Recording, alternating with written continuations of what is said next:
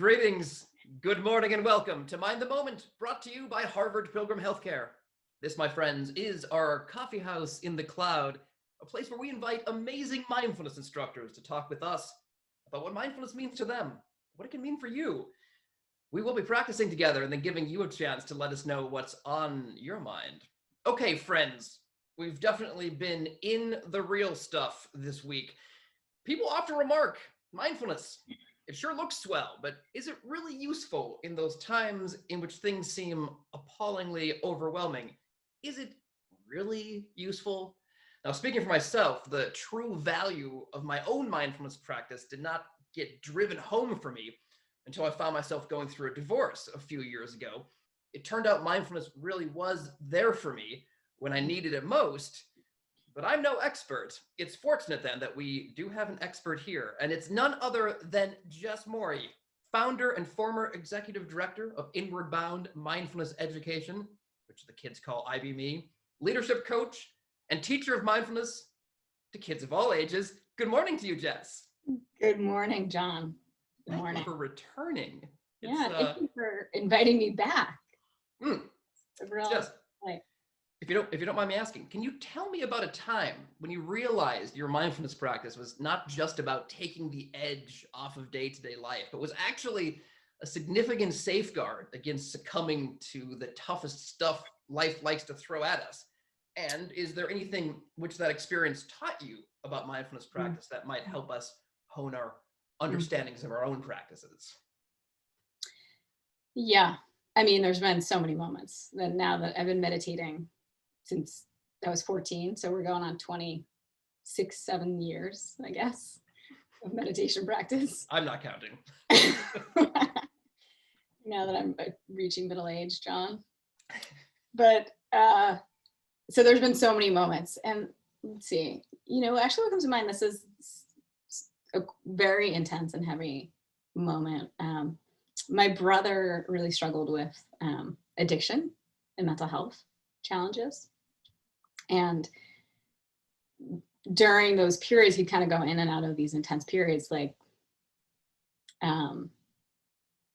it was so overwhelming, all the emotions, the fear, the anxiety, the feeling like I couldn't control or change or shift and didn't know what to do.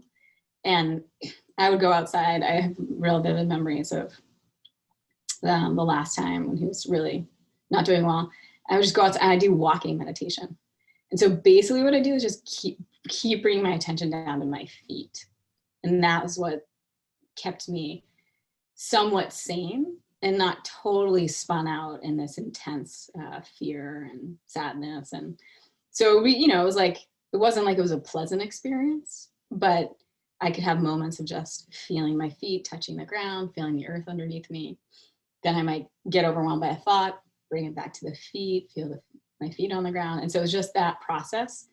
And it really felt like, sometimes I feel like I'm hanging on by my toes, just by bringing my attention down to the feet. Okay, at least I'm present right now in my feet. And that gets me through. This is terrific advice, I think, because a lot of people might not really know how to utilize walking meditation. I mean, a lot of us who, when we first come to mindfulness practice, walking meditation sort of feels like the B-list version of meditation, right? Mm-hmm. The thing you do when you've just been sitting for so long that you just need to mix it up. But what you're suggesting, I'm hearing, is that there's a real specific use value for walking meditation.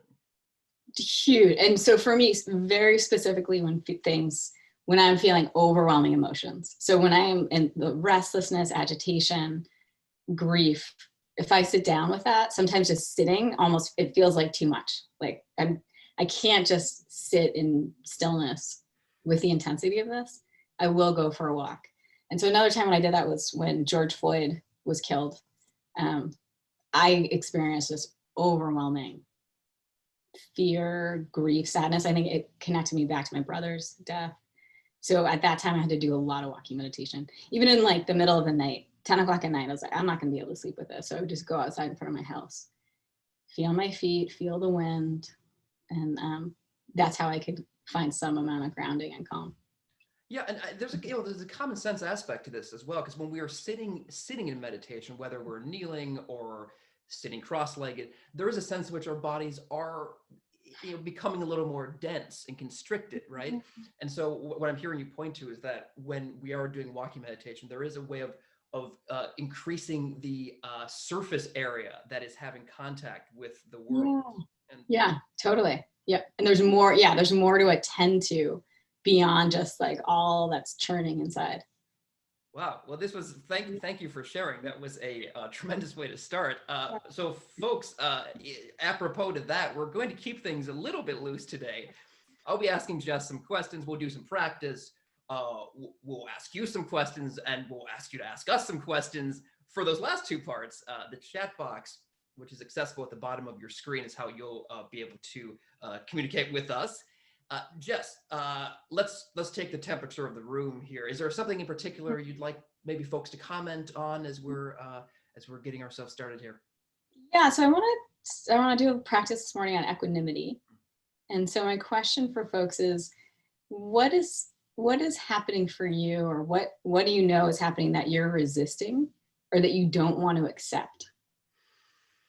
Is there anything that you're noticing in you or in the world that you don't want to accept?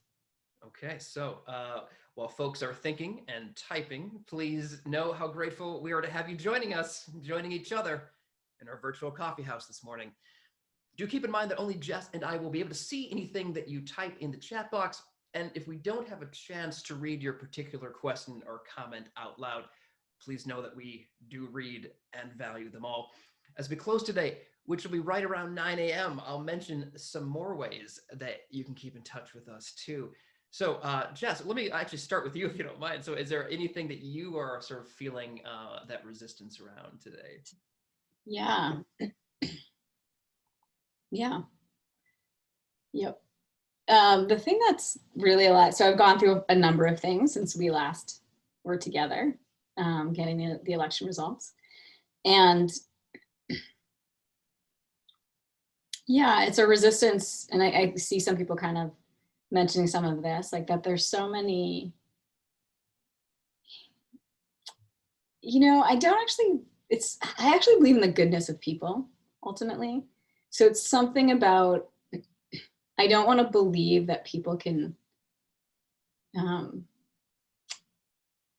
be swayed to, and of course I'm representing all of my own judgments and views as I say this, but swayed to make decisions that don't actually serve them or their deepest values.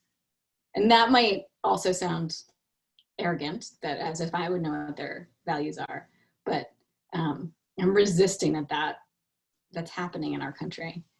And the sense of like, I don't know what to do about it, or I'm not sure, like who knows what to do about the divide that we're experiencing. I'm resisting that huge divide. And as you mentioned, Jess, that this is sort of echoing what we're seeing here in the chat box. Somebody says they're resisting the knowledge that people are so angry and intolerant, that even just the coming of winter, that so many Americans have different viewpoints from their own, resistance to the lack of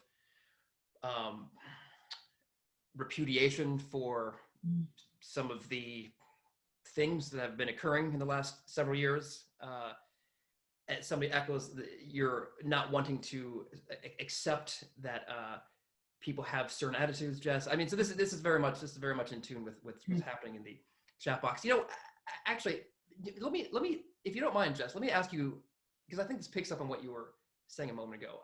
When we were together on Tuesday, you said something which I loved, and I'm going to paraphrase, but essentially what you were saying is that there's no person with whom we so strongly disagree that we can't find some way to imagine how we are like them, some way that we are connected to them through common needs or desires. Yeah.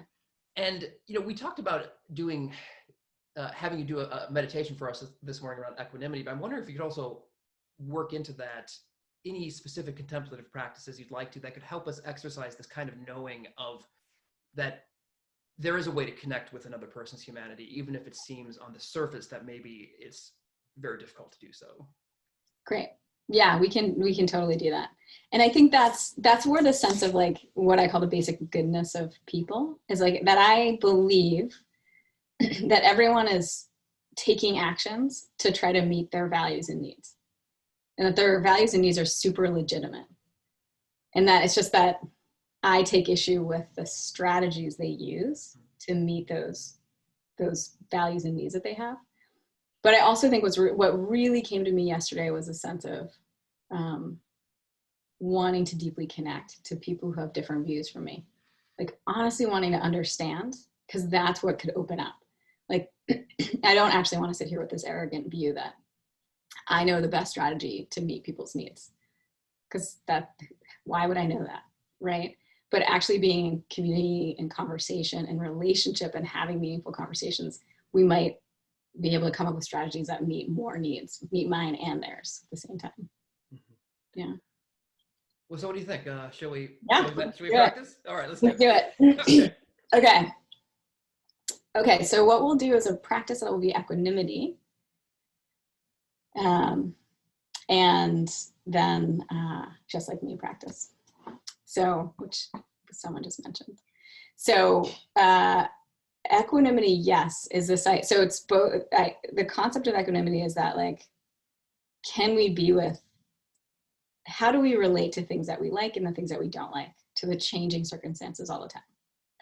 And then we'll shift to this form of loving kindness practice that we call just like me. Okay. All right. So allow yourself to get comfortable, to a comfortable seated position. Wherever you are, again, you can lie down if you want. Close your eyes.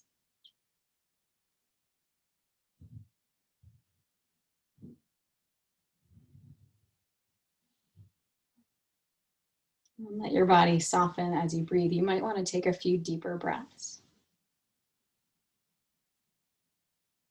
And on your exhale, sigh out any tension, unneeded tightness. Soften your eyes, your throat, your shoulders.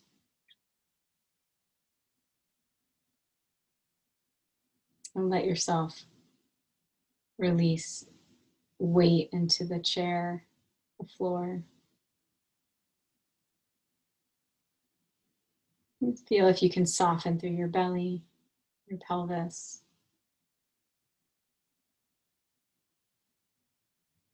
And the soles of your feet and the palms of your hands.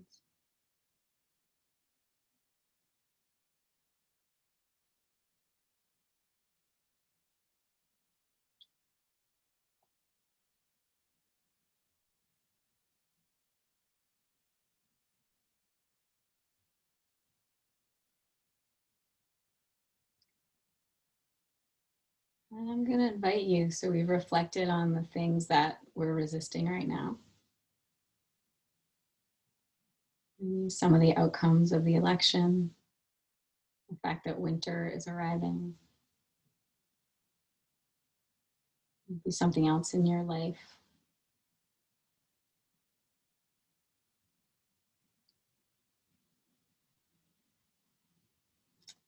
I invite you to reflect on that situation. And also feel in your body where you might notice this resistance. Maybe there's a tightness in the chest, shoulders, belly, face. There's an emotional quality that's related to it.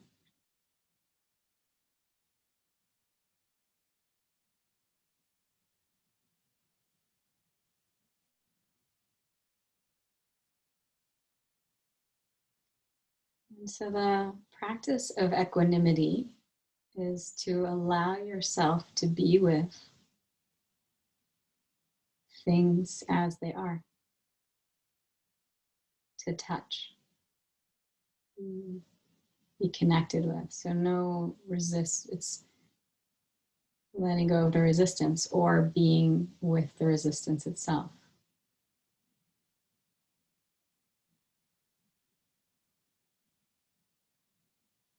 And one way that is helpful to do this is to notice change.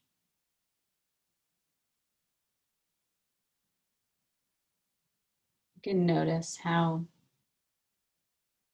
even when we think emotion, sensation, or thought is permanent, solid,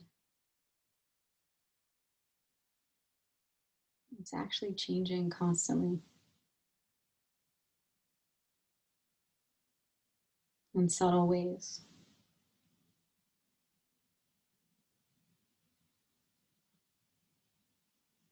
And we can build our courage to be with it just for this moment. We actually only have to be with it for a moment. And then another moment. And then another moment.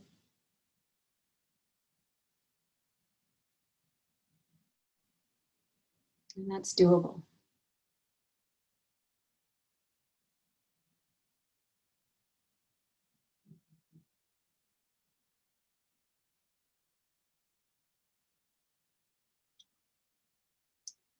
It's only not doable when we project out into the future.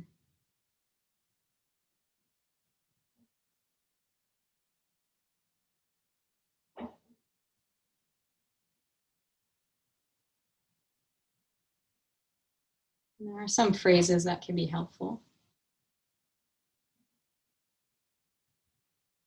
Like, may I know things are just as they are. May I know things are just as they are.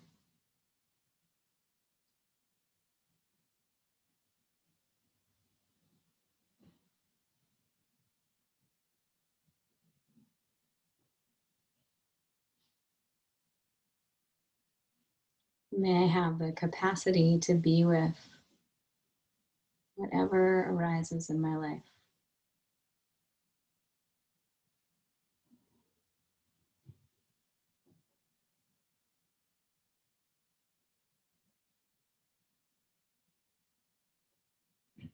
May I have the capacity to be with whatever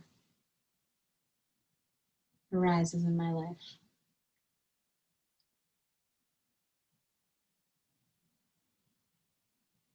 There's a quality of surrender within equanimity.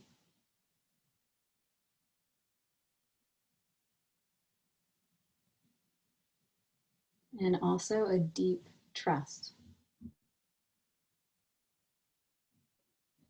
that this too I can handle.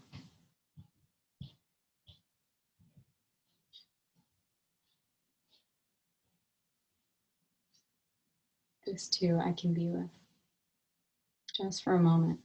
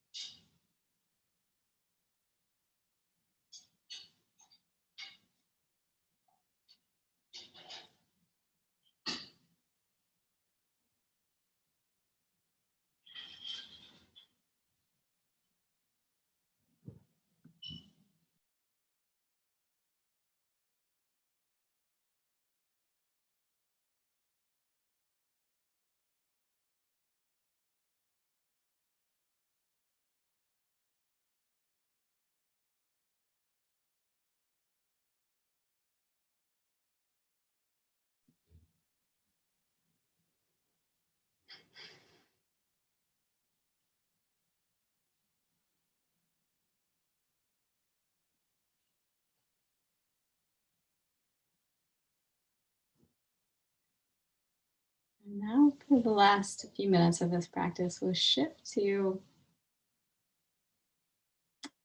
loving kindness that is infused with equanimity.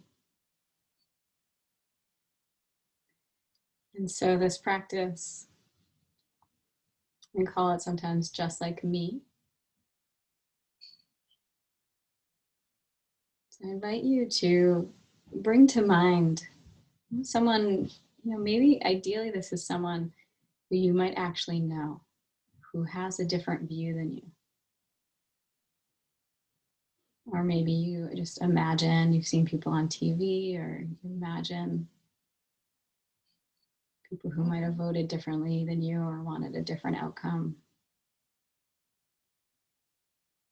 Just see if you can get an image of them. I really invite you to just try to have one, just an individual.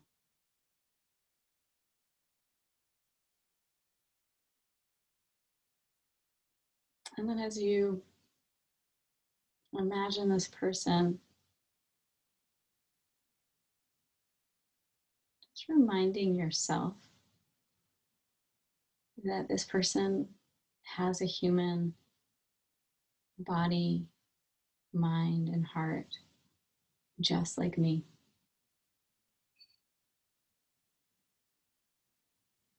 That they are susceptible to all of the conditions that I live with too. They're vulnerable to pain and suffering. Just like me, they experience fear.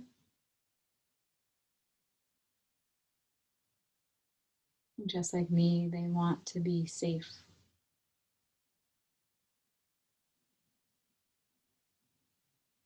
And happy.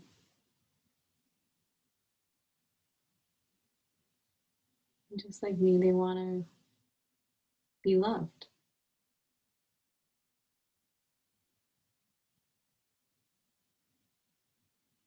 Just like me, they want to matter.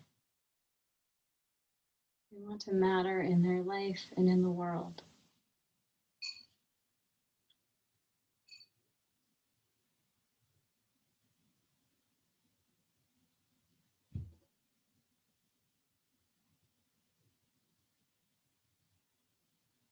Just like me, they have people who love them, people they love, people they worry about, people they want to protect.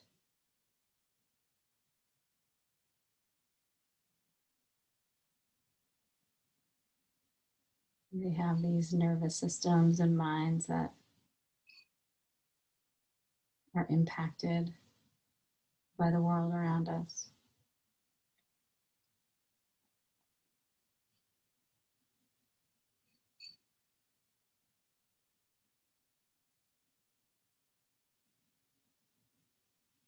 Their minds are impacted by causes and conditions just like us. Our families, our communities, our cultures.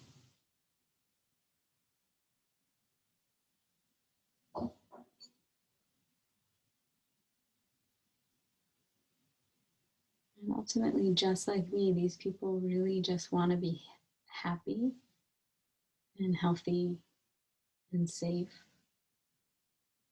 And they want that for their loved ones. And so they act in their life in the best way they know how to achieve that. Just like me.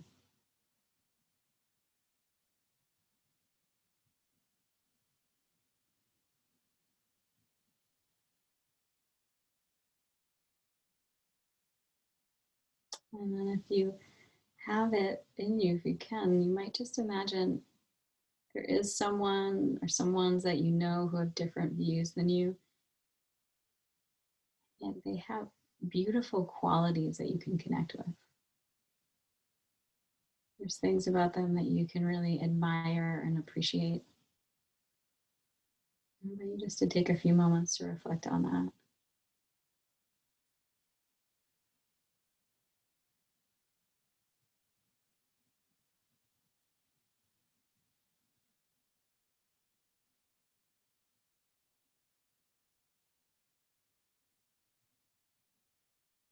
Just try, and if there's nothing that comes to mind, just returning to just like me for another moment.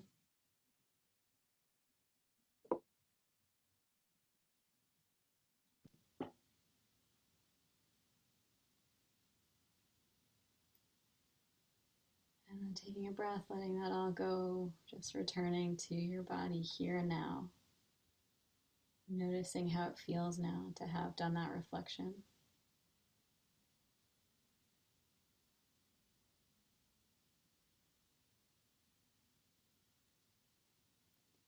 And then when you're ready, you can open your eyes and just kind of orient to the space around you.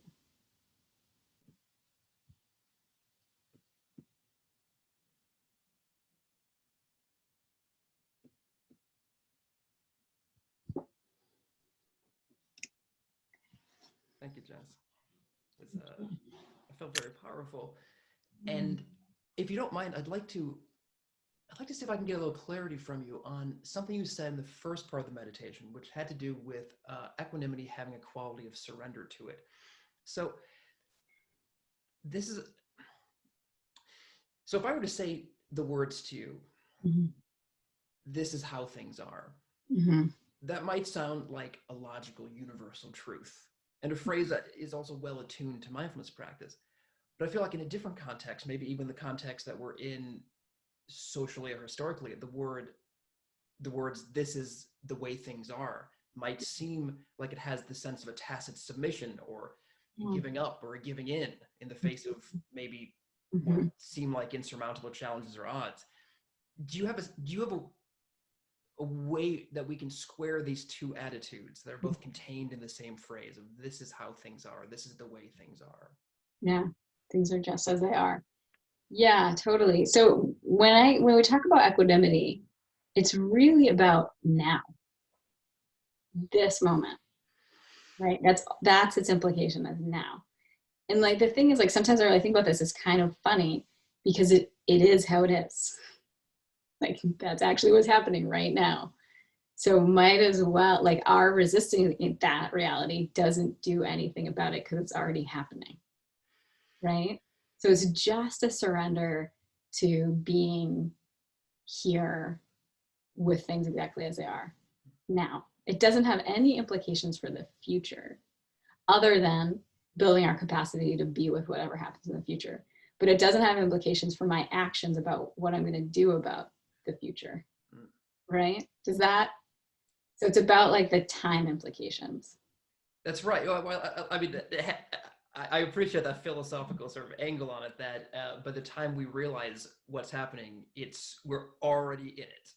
And so there is a sense more of we are becoming reporters, and like we're going to report the condition that we're in so that the people at home, still us, can then choose how to act upon that. Yeah. Yeah, and I think what you're saying there to me, there's also something about like when we actually, and this is a little bit like you try it out, but like when you get the full information, then you can make the best decision. When you have factual news, then you can take action that has the most impact, or so just like you're expressing. And then there's also just something magical about when we fully surrender, all the energy of that resistance can then go into action that might be more life affirming or towards what we want. So I'm going to do something, which is I'm going to let folks know, folks who have to leave at 9 a.m. and who are not looking at their watch. It's 9 a.m. now. But I'm going to keep you, Jess, just for a moment, because I want to ask you a question that I think is a good follow-up to what we've just been talking about. So, okay, so there are some people who we know have been elected to office, and some people who are still waiting to learn if they've been elected.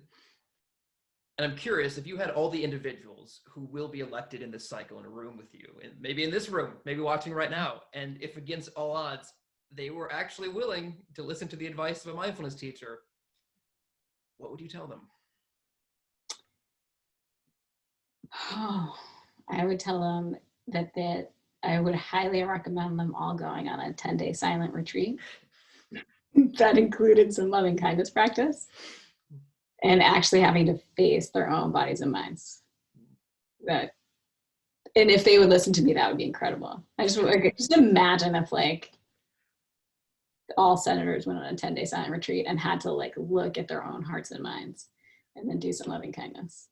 Well, I think for folks watching who may not be aware of the gentleman, I'd be remiss if I did not mention Tim Ryan, who is a congressman from Ohio, who in fact does does he go on Yeah, silent my retreat? understanding Yes. he was on, yeah. Okay. Mhm. So Yeah. there was one man in Congress, one man out of 430. How many people are in Congress? 435. Who is trying to bring a little bit of mindfulness to. And then I'd probably, but the simplest thing is probably try to get them to do a little bit of appreciation for each other. Like maybe like some celebration practice of themselves and each other and their own good like their good qualities across the aisle. Maybe a little just like me practice. Yeah. Just, yeah. Wow. Okay. Well, it always goes by so quickly. But Jess, it's always so wonderful to have you with us. Thank you so much. So we're back every Tuesday and Thursday, 8:30 a.m. Now, if you have any questions that we didn't get to here that you'd like to ask, please do email them to askmtm@harvardpilgrim.org, or you can call and leave me a voicemail at 617-509-7047. If you would like to figure out what an easy way to add the links to these sessions to your iCal or Outlook calendar, there's a great and easy way to do that at harvardpilgrim.org/livingwellatHome. You can also find links there to other free virtual public wellness classes the Harvard Pilgrim offers. That includes yoga sessions or Zumba classes, also webinars for adults and kids, harvardpilgrim.org/livingwellatHome. We have wonderful mindfulness resources around mindfulness and pain management that we put together with our friends at Mindful Magazine. You can find those at mindful.org/pain. We have a Facebook page for conversation, inspiration, facebook.com/mindthemoment. And you can rewatch this session. You can watch the session that Jess and I did a couple days ago, interviews that our colleague Tara Healy did with leading mindfulness researchers. That's all at youtube.com/mindthemoment. So, okay, let me end this way. So on Tuesday, I read a quote from the late great astronomer and humanist Carl Sagan. And I want to offer in closing, if I could, two more quotes from Mr. Sagan. Now, the first is actually a few words of warning. He said, quote, "One of the saddest lessons of history is this: if we've been bamboozled long enough, we tend to reject any evidence of the bamboozle. We're no longer interested in finding out the truth. The bamboozle has captured us. It's simply too painful to acknowledge, even to ourselves, that we've been taken. Once you give a charlatan power over you, you almost never get it back," end quote.